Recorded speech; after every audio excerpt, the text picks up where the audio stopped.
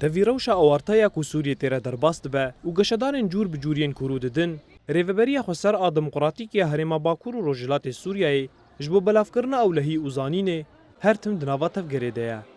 Desteya perwerde û fêrkirinê ya rêveberiya Xweser li seranserî herêmê dest bi ezmûnên xwendekarên azad yên refa niha kiriye.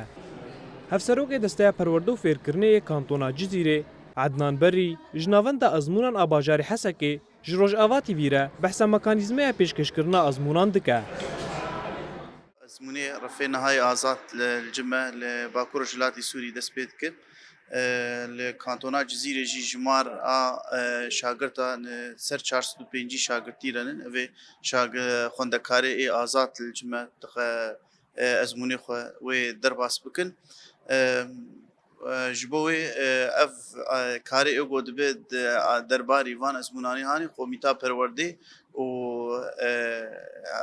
mekatibê ê ezmûna ê Qamişlo, Hesekê ê herêmê dîtir jî ewan ev hevdûr alîkariyê dikin heta van hola amade dikin navendê ê ezmûna amade dikin. Li kantona Reqayê jî xwendekara binavê Esîl Ehmed Ebûd kêfxweşiya xwe ya ji bo pêşkêşkirina ezmûnan anî ziman û got. Hêviya min ew e ku ez li zanîngeha Şerq xwendina xwe berdewam bikim. أول يوم إلي للامتحانات واليوم جاية أقدم امتحانات.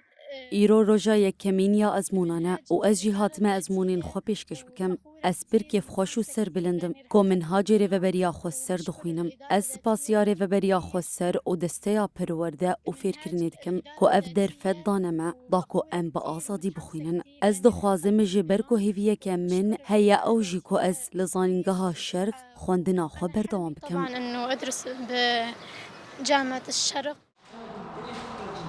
Li gorî desteya perwerde û fêrkirinê ya rêveberiya Xweser li kantona Cizîrê zêdetirî 405 û li kantona Reqayê jî 162 xwendekarên azad ezmûnên refa niha pêşkêş dikin.